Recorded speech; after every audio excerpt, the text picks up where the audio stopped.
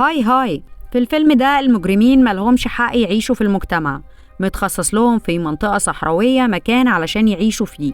المتمردين دول اسمهم الدفعة السيئة أو الباد باتشرز، وبيدوهم أرقام مخصوصة عشان يتعرفوا بيهم. في مجموعتين في المنطقة دي، مجموعة من الناس العاديين ومجموعة من أكلة لحوم البشر. بنشوف شوية ضباط شرطة جايبين بنت هنا، وأكتر من 5000 شخص تم إجلائهم للمكان ده. كان فيه سور من الشبك الحديد علشان ما يقدروش يهربوا، والبنت اللي جابوها هناك كان اسمها أرلين، وهي ماشية لقدام بتشوف يافطة هناك مكتوب على اليافطة إن المنطقة اللي بعد اليافطة دي مش تابعة لأمريكا، يعني أمريكا مش هتبقى مسؤولة عن أي حاجة تحصل للمجرمين في المنطقة دي. أرلين كان معاها ورقة كمان الرسالة فيها كان مكتوب دور على الحلم، دور على الراحة، أو كلمة كومفورت.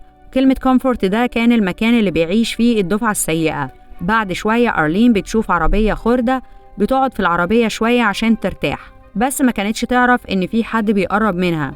بس كان الوقت اتأخر على ما تاخد بالها لأنهم مسكوها، ولما بتفوق بتلاقي نفسها مربوطة.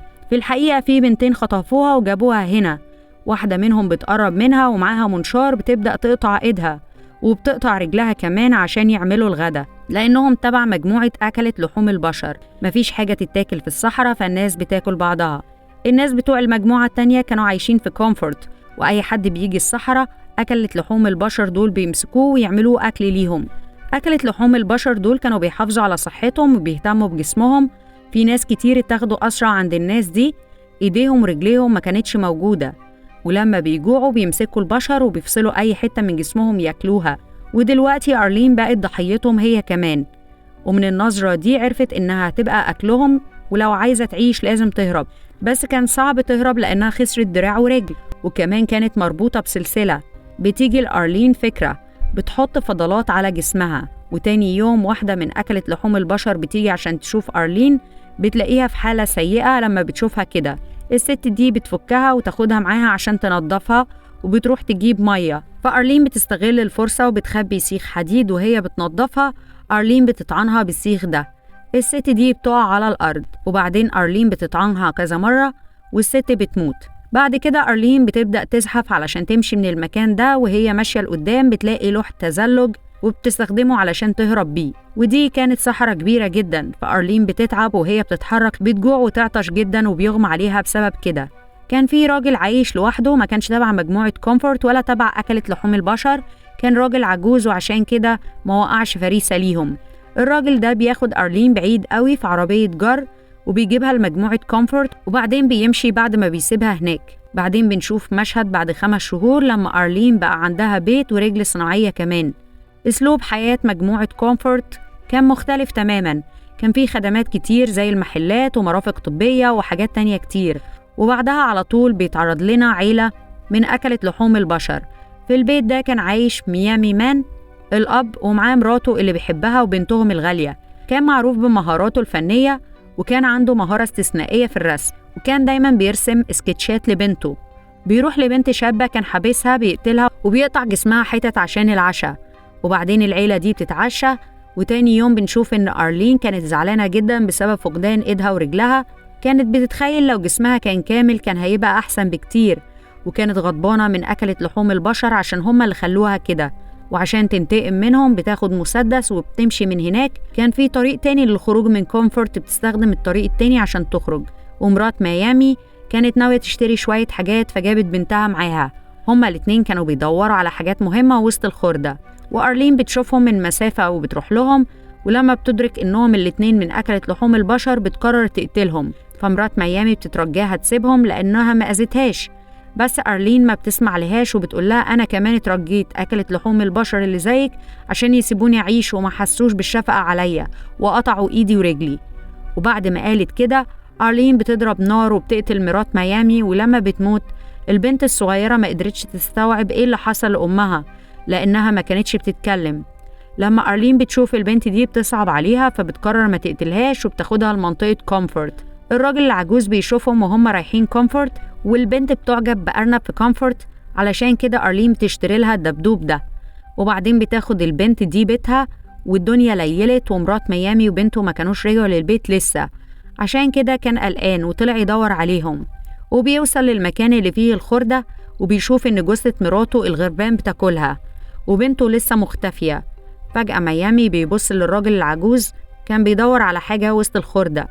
ميامي بيوري للراجل سكتش لبنته وبيسأله عنها، فالراجل بيقوله هقولك هي فين بس لازم توافق على شرط. بيطلب منه يرسمه في سكتش، وبما إن ميامي ما كانش قدامه حل تاني رسمه فعلا. وبعدين بيديله تلميح وبيكتب دور على كومفورت على رسمة بنته. دي كانت علامة إن بنته موجودة في كومفورت. بالليل أرلين بتاخد البنت لنادي ديسكو كان فيه أغنى واحد في المكان واسمه دريم. الناس كلها كانت بتعتبر دريم بطلهم لأنه كان بيوزع مخدرات في كومفورت كلها، والمفاجأة إن المخدر ده كان سحري لدرجة إن اللي بياخدوه كانوا بيحسوا إنهم راحوا لعالم تاني، وعشان كده اتسمى دريم. وهو كمان كان العمدة بتاع كومفورت.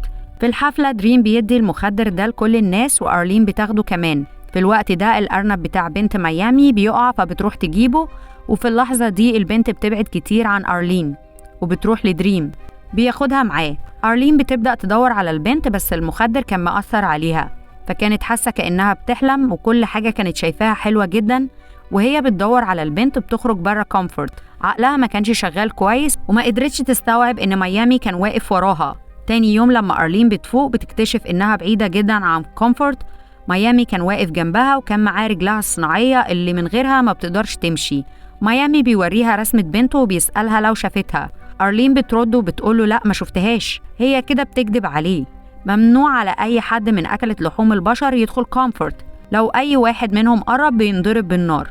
عشان كده ميامي بيعمل اتفاق مع أرلين وبيقول لها هسيبك تعيشي بس هاتي بنتي من كومفورت.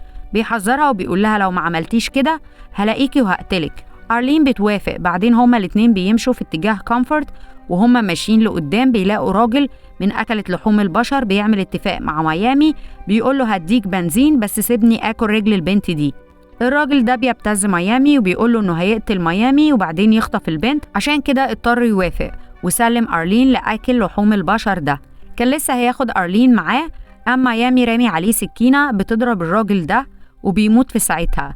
ميامي بياخد كل حاجته وبيقطع إيد من إيديه ويحتفظ بيها. بعدين هما الاتنين بيكملوا طريقهم لكومفورت، بس بيطلع إعصار كبير وكل حاجة بتبقى مليانة رمل. بيفضلوا هناك شوية وبيقضوا وقتهم في خيام، والليل بيجي لحد ما الإعصار بيقف. ميامي بيطلع إيد الراجل ده علشان العشاء. أرلين بتسأل ميامي إزاي بقى من الدفعة السيئة أو آكل لحوم البشر، فبيقول لها إنه جه أمريكا في مركب وهو عنده 16 سنة، وبما إنه كان شخص غير مصرح ليه، كان مهاجر غير شرعي في أمريكا، فبعتوه هنا. هما الاتنين عانوا كتير وقربوا من بعض جدا، بس فجأة في حد بيعور ميامي وبيطخه بالنار، وبعدين بيجي شخص غريب بيطلب من أرلين تمشي معاه. هنا أرلين بتفكر هل تمشي مع الراجل ده ولا تفضل مع ميامي، وفي النهاية بتفضل إنها تمشي مع الراجل ده. هو كان راجل من كومفورت فدخلت المنطقة معاه، بس ما كانتش حاسة إنها مرتاحاله. بعد ما دخلت كومفورت ما كانتش مبسوطة في المنطقة دي، كانت بتفتكر الوقت اللي ميامي أنقذ فيه حياتها واهتم بيها. أرلين كانت مفتقدة الوقت اللي قضوه سوا لأنها بدأت تعجب بيه، عشان كده بتقرر ترجع لميامي عشان تفضل معاه. بتوصل هناك ما بتلاقيهوش، بس بتلاقي كراسة الرسم بتاعته وبتاخدها وترجع كومفورت. الراجل العجوز كان قاعد في الصحراء لوحده. بعدين بيشوف غربان كتير طايرة من بعيد، بيفهم إن في حاجة غلط هناك، ولما بيقرب بيلاقي ميامي مغمى عليه بيساعده وبيمسك غراب وبيأكله لميامي عشان يسترد طاقته. أرلين كانت بتبص في كراسة الرسم بتاعته، كان فيها رسومات مختلفة وكان فيها رسمة لبنت ميامي كمان. أرلين بتقرر تلاقي البنت دي بأي تمن. بتوري الرسمة دي لكل الناس في كومفورت وبتسأل عن البنت، بس محدش كان شافها. فأرلين بتتعب وبتقعد، وبعدين بتشوف شوية ستات خارجين من بيت دريم. بنت ميامي كانت مع واحدة منهم. هنا بنعرف إن دريم اتبنى بنت ميامي لأنه ما كانش عنده أطفال، ودلوقتي أرلين عرفت هي فين وبتفكر إنها مش هتقدر ترجعها لأن دريم قوي ومعاه كل السلطات فمش هيسمح بده. بتيجي في دماغها فكرة وبتروح قصر دريم، كان فيه ستات كتير بيصنعوا مخدرات هناك. دريم بيقول إن المخدرات دي هي سر نجاحه، فأرلين بتقوله أنا كمان عايزة أشتغل في القصر ده زي الستات دول، ودريم بيوافق. وفي ست بتاخد أرلين لأوضة بتعمل حجة إنها عايزة تروح الحمام، وبعدين بتطلع مسدس من رجلها الصناعية، بترفع عليها المسدس وبتاخدها رهينة، وبتقول لدريم لو سبت البنت دي هسيب الست دي. الست دي كانت مرات دريم، فعشان كده اضطر يوافق على كلامها. أرلين والست دي والبنت بيخرجوا من هناك في عربية، ولما بيخرجوا بره منطقة كومفورت أرلين بتسيب الست دي وتمشيها، وبعدين أرلين والبنت بيروحوا ناحية الصحراء، وهناك بيلاقوا ميامي اللي بقت حالته أحسن بكتير بعد مساعدة الراجل العجوز. فأرلين بتدي البنت لميامي وبتطلب منه ياخدها معاه هي كمان. ميامي بيرفض وبيفهمها إن ده مستحيل، وبيقول لها هتموتي معانا لأننا أكلت لحوم بشر وممكن ناكلك في يوم من الأيام، عشان كده أحسن لك ترجعي لمجموعتك في كومفورت. فأرلين بترفض ترجع وتقوله إنها مش مهتمة بده، بس هي عايزاه يفضل معاها لأنها معجبة بيه. بنت ميامي بتقوله أنا جعانة وعايزة نودلز مش لحمة، ما كانش فيه نودلز هناك. فميامي بيقتل الأرنب بتاعها ويأكله لها، وبيبدأوا يعيشوا مبسوطين، والفيلم بيخلص هنا. لو عجبك الفيديو لايك واشتراك عشان يوصلك كل جديد، وباي باي.